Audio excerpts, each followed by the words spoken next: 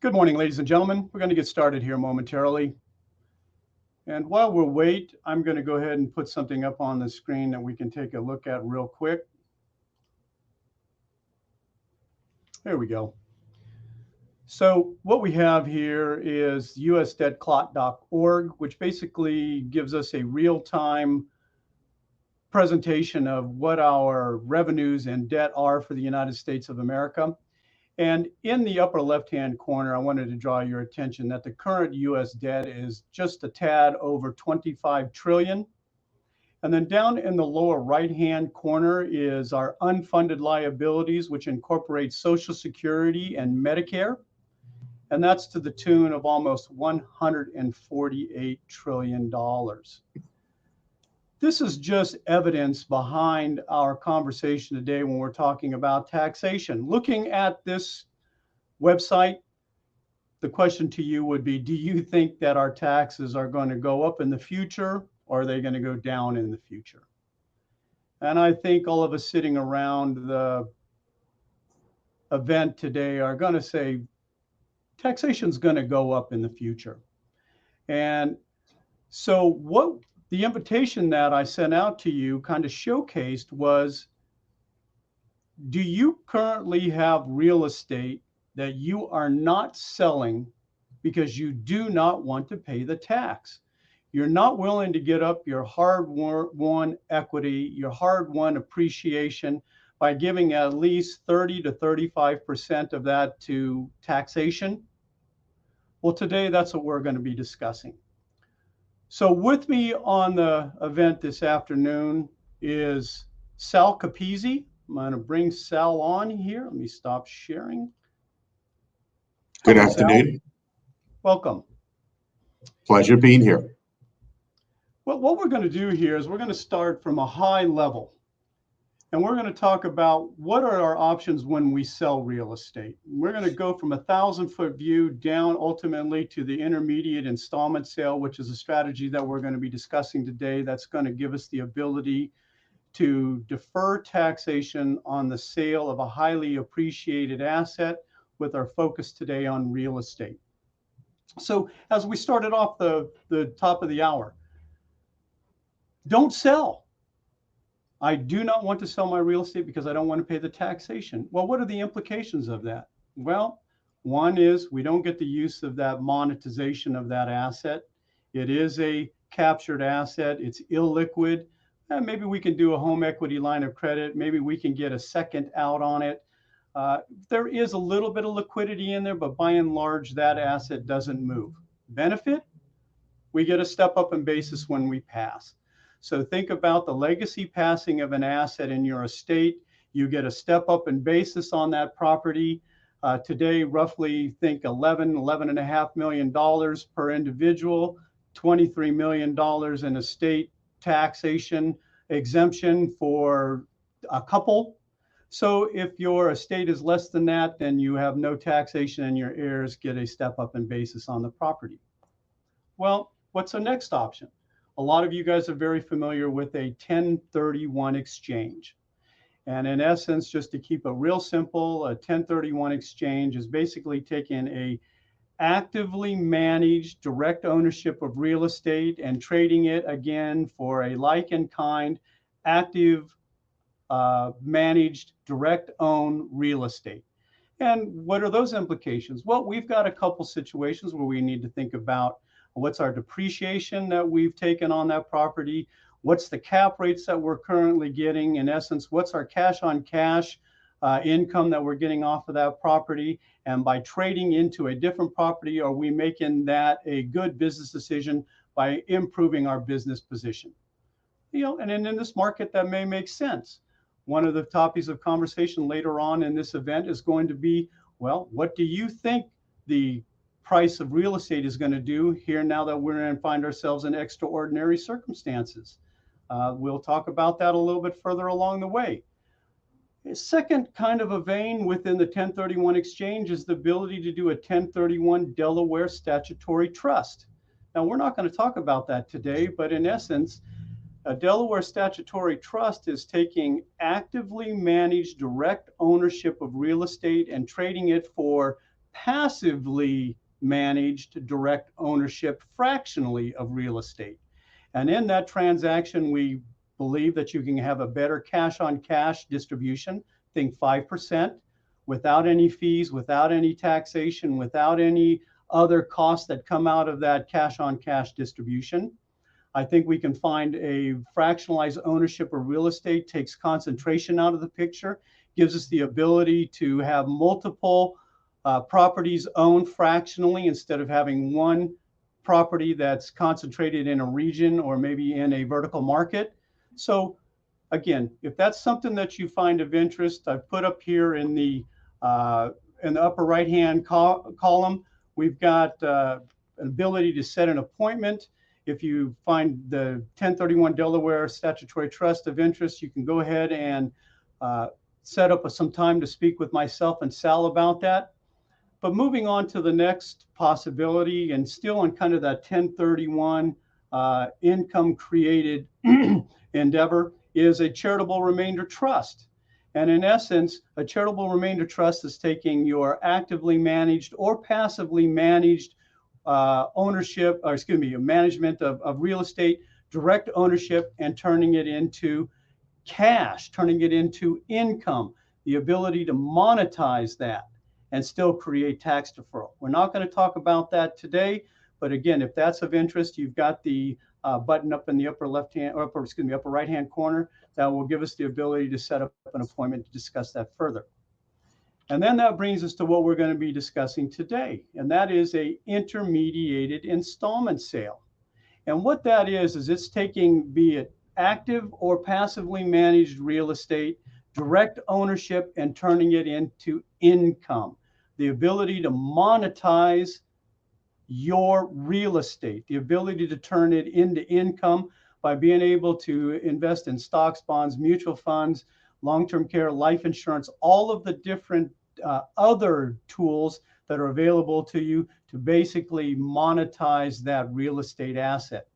We're going to endeavor to discuss that here momentarily. And then ultimately, kind of the last option that you have is to sell the real estate and pay the tax. Now, we just looked at the numbers there. $25 trillion in debt today, $147 trillion in the future for unfunded liabilities. Today, we're going to talk about an illustration that we have the sale of real estate of roughly a $5 million asset with a cost basis of roughly $500,000. And in that transaction, you're going to pay almost $1.6 million in taxes. And so if you choose to sell the property and pay tax, we will shake your hand and applaud you because you have just taken a nice little bite out of the current taxation challenges that we're experiencing in the country. But seriously, with that being said, let me go ahead and bring on my friend Sal Capizzi to walk us through what an intermediated installment sale is. Welcome, Sal. Great. Thank you, Michael. All right, let me pull up a set of slides just to make it easier to kind of see what we will be discussing today.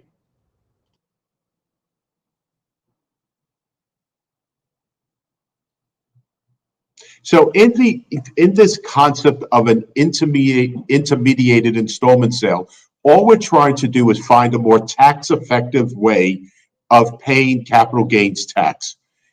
Judge Learned Hand is probably one of the most widely quoted judges that was never on the Supreme Court. One of the opinions he wrote says the following: anyone may so arrange their affairs that their taxes shall be as low as possible.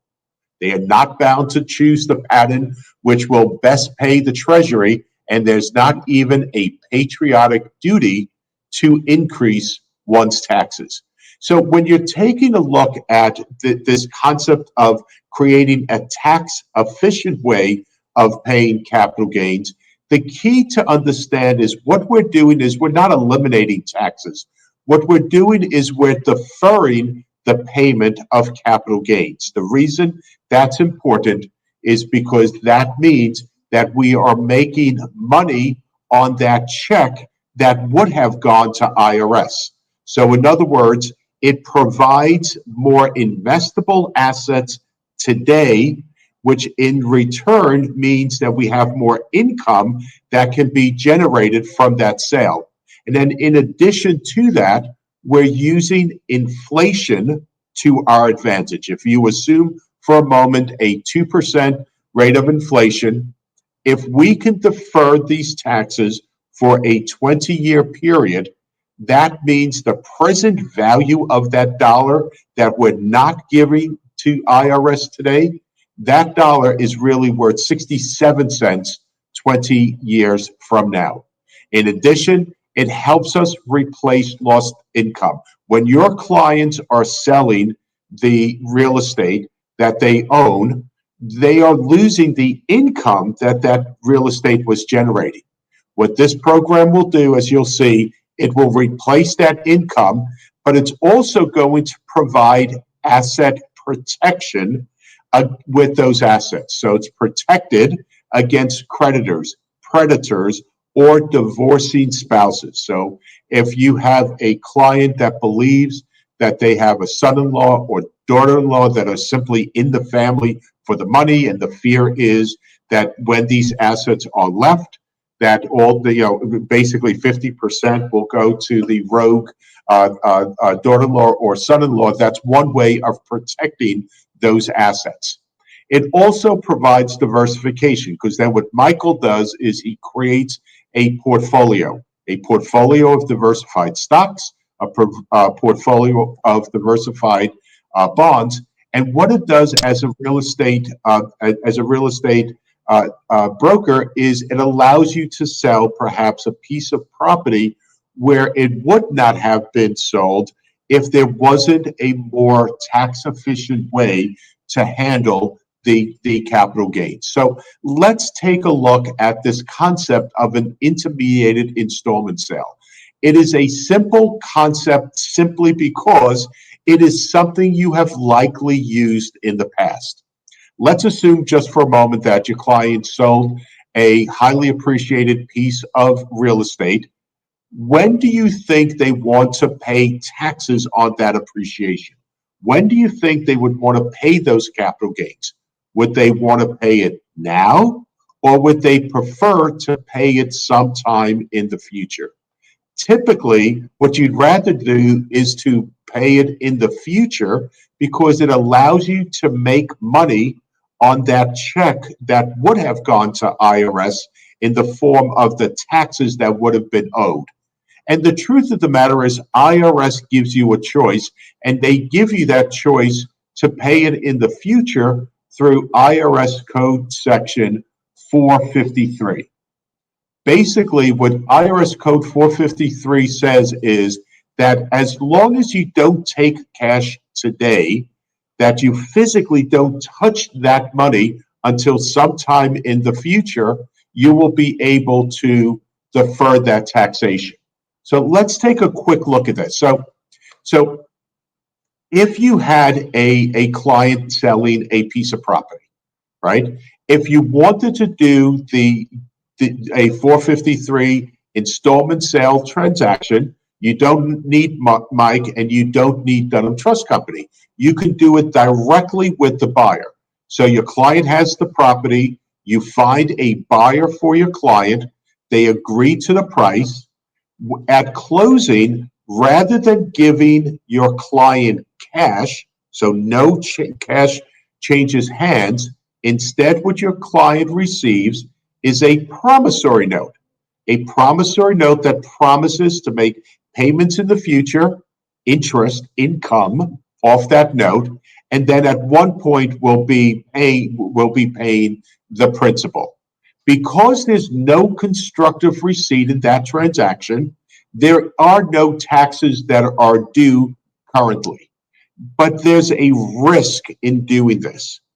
The risk that your client will be facing is that despite the fact that the capital gains will be paid over time when they physically touch the money, what happens if there's something that goes wrong with the property, with the real estate market, or even with the buyer? What if that building is foreclosed on? What if the buyer declares bankruptcy? What is that note worth? Well, it's not worth all that much. And that's where the intermediated installment sale comes in. So it's exactly as you know it. It's that installment sale that we discussed before, because its foundation remains in IRS Code Section 453. So the way it would work, again, would be same type of situation. Your client has a piece of real estate and you find a buyer for that piece of real estate. And let's just assume hypothetically that it's sold for $5 million. That's the price you negotiate between your client and the buyer.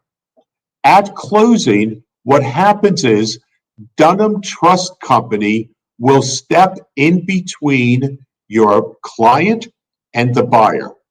In essence, what we will do is we will buy the building from your client.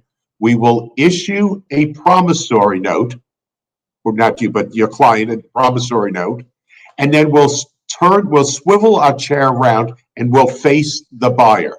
We will then sell that building to the buyer. We will collect the $5 million. That $5 million will go into a Nevada trust. The reason for Nevada is simply Dunham Trust Company is a Nevada-based trust company, no other reason, right? And what that basically does, it then gives you, that trust is then the cash that backs the promissory note. That's where the income will come from, and basically that is the collateral for that promissory note. But by doing this, what we will give your client is, again, that benefit, the benefit of eliminating the risk of that buyer going bankrupt or the real estate market doing poorly and that building be foreclosed on. So they're out of the building, they're out of the market, because basically what's in the trust is cash, and then it's that cash that Michael will invest and create that diversified portfolio for your client. By doing this, and because we're not touching the cash, there's no constructive receipt at closing, we're able to defer the capital gains. Typically, you want to defer capital gains for as long as you can.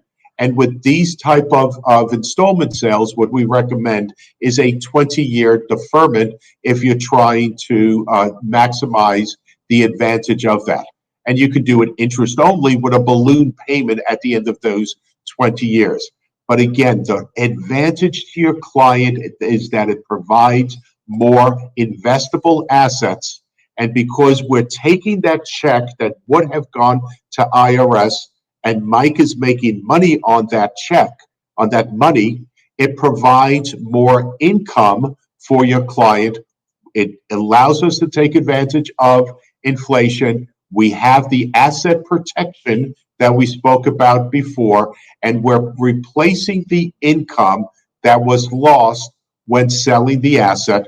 And if your client still has more real estate within their portfolio, the nice part about this is that Mike is now diversifying that portfolio, because he'll be taking a look at other type of assets within this trust.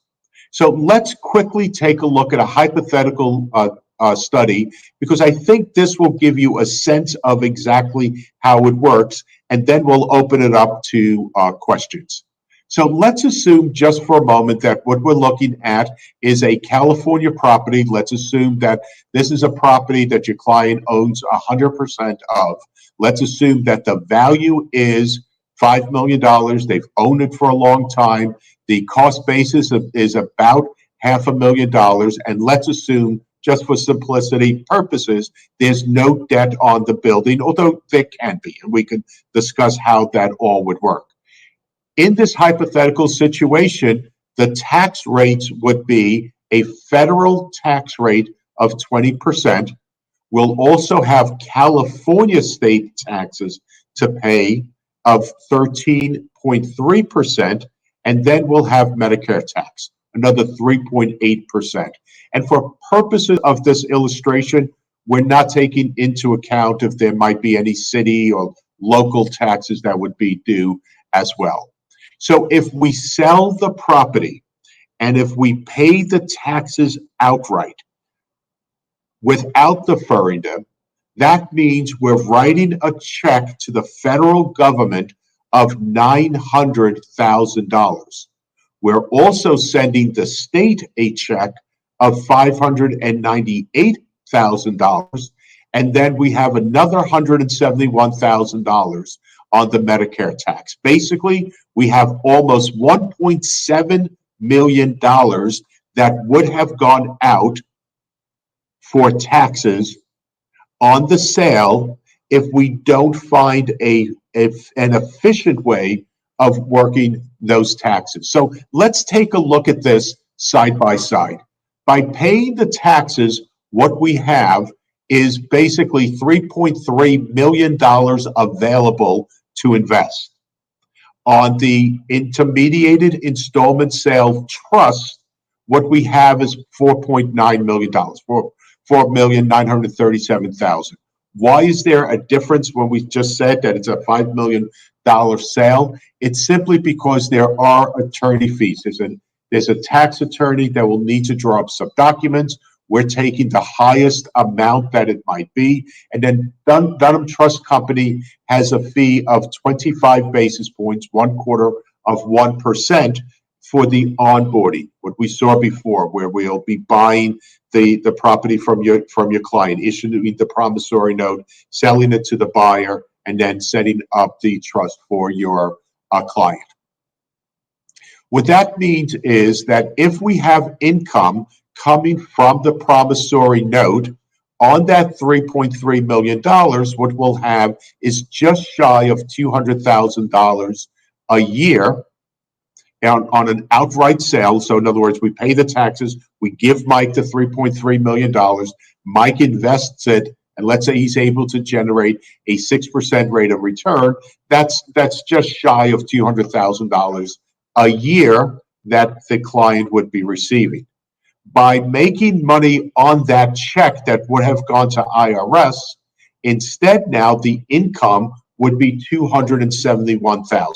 Now, I know some of you just did quick math and you said, wait a minute, 6% of 4.9 million is not 271,000.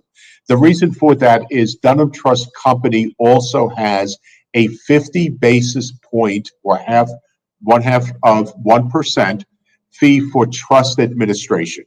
So what we're trying to give you here are the net numbers after we have attorney fees, onboarding fees, and trust administration fees.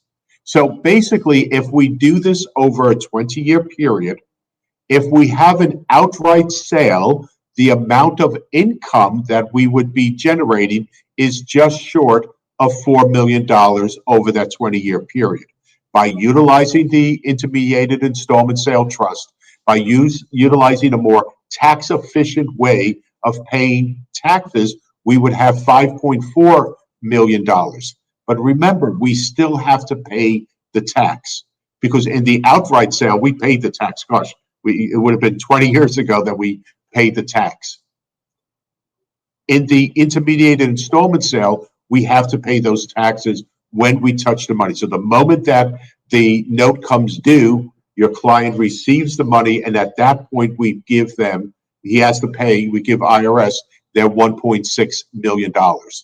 But what that means is that the economic value that we receive by deferring the taxation is approximately, not approximately, it's $1.3 million more that the client has by using a more tax-efficient way of handling the taxation. And again, what we're doing is we're putting inflation to work for your client.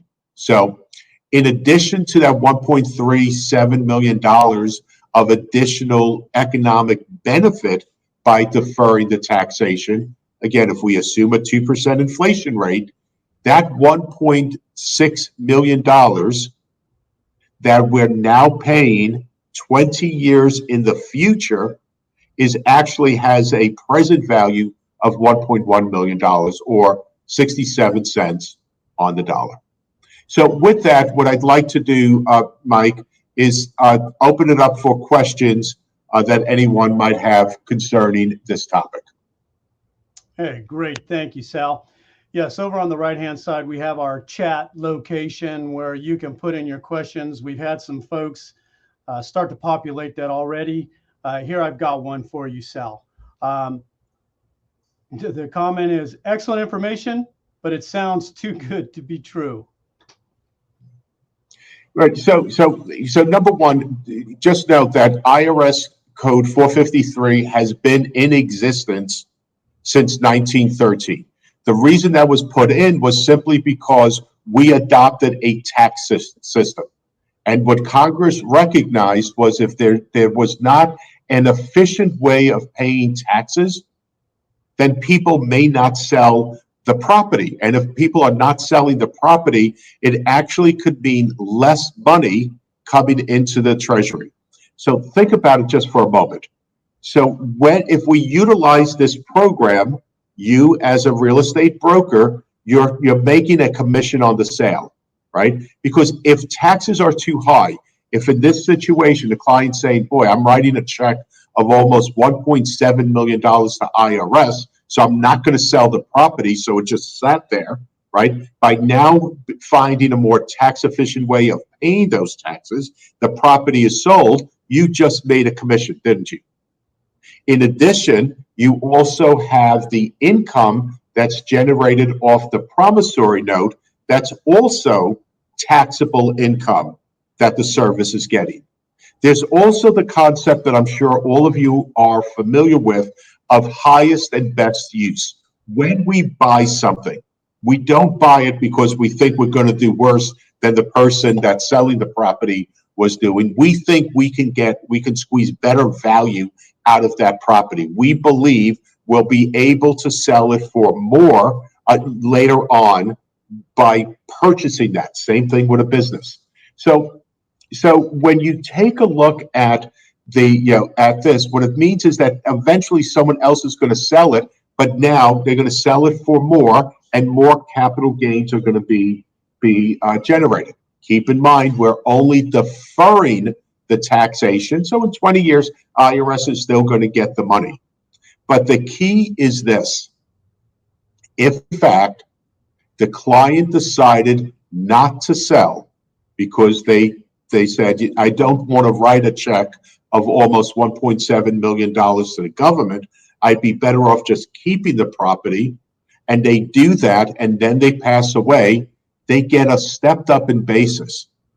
As you know, as Mike explained earlier, with a stepped up in basis, you basically eliminated the capital gains tax. So what would IRS gain from having someone pass away with a stepped up in basis, right? So that's the reason why. So it does create an economic value. And then the final point, Mike, is this.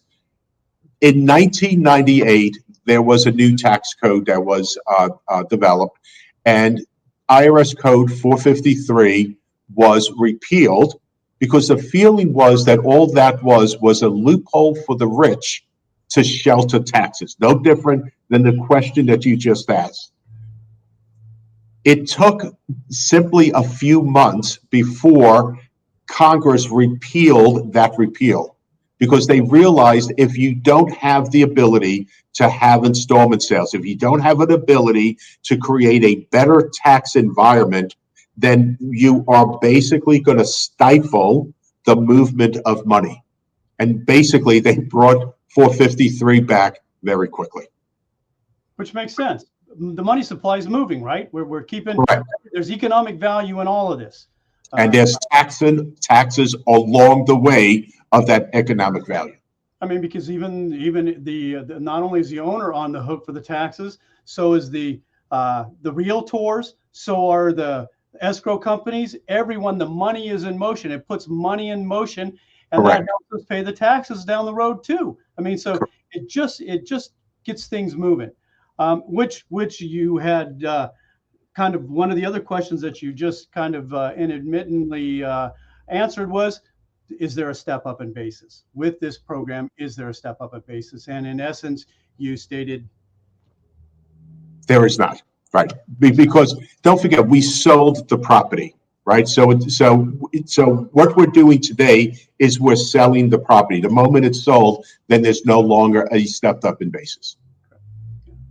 But in that same process, we are putting in a new depreciation schedule. If we decide to reinvest in real estate, which we can in this program, we have the ability to go in and buy, in essence, fractionalized real estate, which creates a new depreciation schedule. So there's a whole lot of really neat mechanisms that go on in this whole process. Let's see, you got one more question here. Can I use the program for listed stocks?